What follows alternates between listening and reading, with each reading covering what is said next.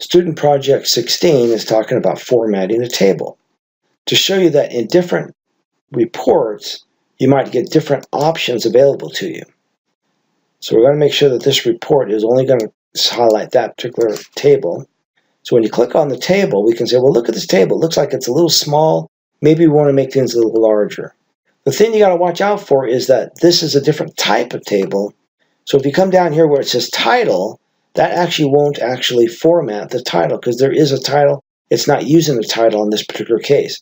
These two fields here are essentially the column headers.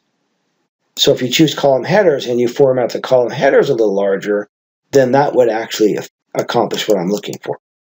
So let's go up to maybe 14 points. And that actually created those two column headers, and I can make those a little larger. But I also want to go through and make the size of the text a little larger too.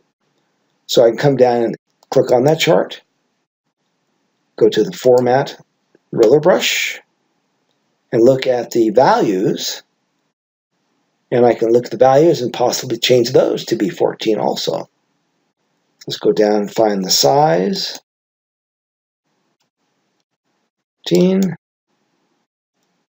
There's my 14. And that's pretty large. Now I can kind of scale this down a little bit so we can see it better. And now it's actually a little more visible. I could even change the color of the background to be a darker color. And there's various other things that you can do